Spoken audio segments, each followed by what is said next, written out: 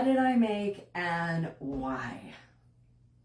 So actually I should name this, what did I make, what did I dye and why? So there's a recap of what I've done in the last couple of weeks as a broom maker. Hi, if you're not familiar with me, I am Jennifer, aka Jenza of Brooms by Jenza, the head witch of the Broom Witch Academy, my online platform where there's courses on broom making and how to dye broom. But so let's go over what I did in the last couple weeks. And you might say, oh, that's a hit or that's a miss, but I think they're all hits. So let's start. We'll start with my black box because this is where I started my dyeing venture. Kind of like how I dye is available at the Broom Witch Academy. So the broomwitchacademy.com. I do have a how to dye Broomcorn course. How to dye Broomcorn, a beginner's guide. So that's on the Academy. But for right now, this is what I did. I did black. This is my first batch of black. And I am frugal. So I do multiple batches, and I will show you the process. This is processed Broomcorn I used. This batch I got in was 16 inches. I usually get a longer of the, or the processed. Usually my processed Broomcorn, I'm getting at least like 22 inches, 22 or more inches long for my processed Broomcorn. But it wasn't available, so I ordered some 16, which worked out really good. What I use, the container, the vat, if you would, only allows for 17 inches. So this is just 1 inch shorter than I normally put in, which is 17 inches.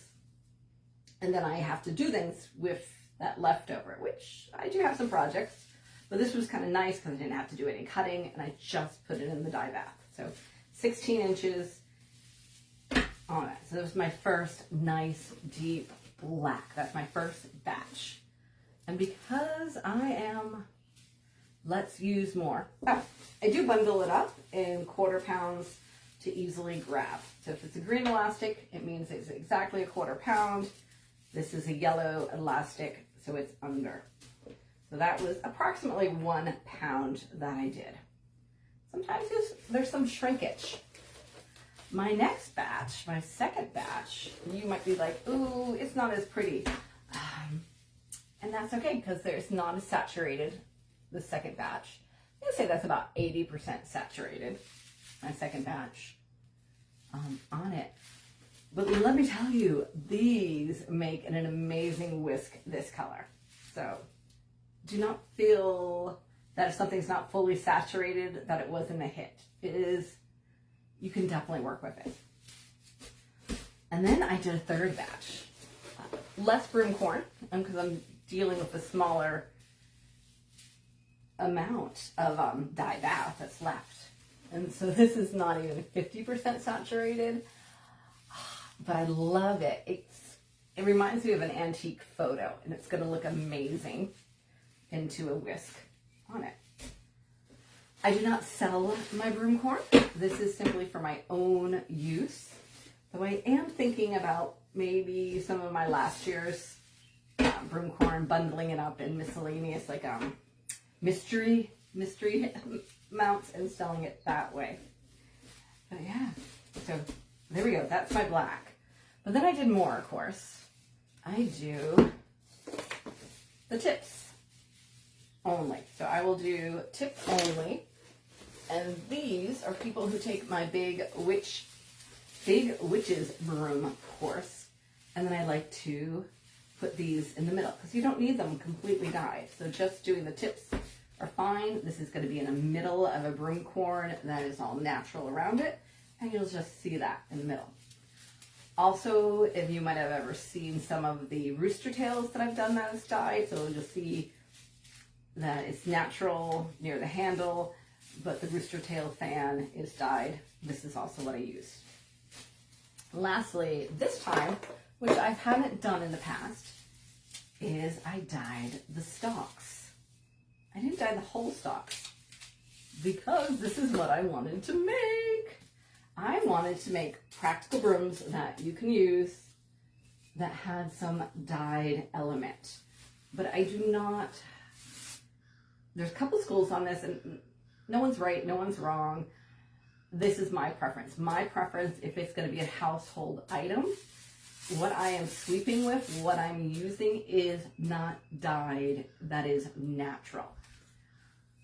So this is my kind of, okay, I know you want it dyed, but I want it natural. And some people will sell practical ones that are dyed, and that's them, and they know the Broomcorn that they have, and if it's going to bleed or not bleed on it, I just don't like to risk it. As much as I try to make sure it is not going to bleed, sometimes it does. So that's why I do that. So I made a cute little flat hearth broom. So flat stitched hearth broom. So cute. So that's, I did a bunch of these. This will go to some other project later. All right, so that was the first batch that I've dyed in the last couple weeks.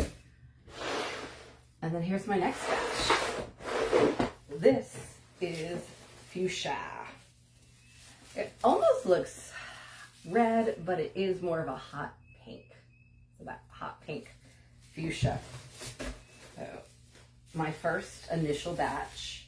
And I'm going to say this is like 95% saturated. Tips saturate well. The sturdier part, yeah, sometimes not so well. So I'm going to call this probably like more like 99% saturated. So it's my first batch. Second batch, it's almost like this candy cane striping that I do adore and love. So the tips very gone, or very saturated. When we get lower, not so saturated. But I love the umber, the play on colors. We'll go with that. So second batch. And now this is my third batch. And you might say, oh, why did she waste it? But I think I love it. It's this light pink. It's definitely not saturated. And I think it's fun, right? Like, someone's going to love this. I don't know how I'm going to use it, how I'm going to make it yet, but I have it. In the middle of the winter when I need it, it will be there. And again, we did the tips. So we have a bunch of tips for classes or rooster tails or whatever else I want to do. And then I'm experimenting with the stalks again. The stalks probably need to be at a higher temperature. This is my experimentation phase with these. They came out very splotchy. When it will be fully made into something, it's not going to matter. No one's really going to care, to be fair. Someone's going to buy whatever I make out of it, and they're going to love it because it calls to them. Higher temperature, I think we'll do it. We'll figure that one out. So that is what I made in the last couple weeks, and why. And again, maybe it's more like what I dyed and why I made it. Have any questions? As usual, put them in the comments. I'll be happy to answer. If you're watching this on Facebook, make sure you like and subscribe, hit a comment, give it a share. If you're watching this on YouTube, please subscribe, even if it's just to the playlist and not the whole channel. Everything does help small content creators like myself. If you're want to learn to dye your own broomcorn, again, check out the Broom Witch Academy, link in the bio. And yeah, have a great day. Let me know what you are making or what you are dyeing. Bye.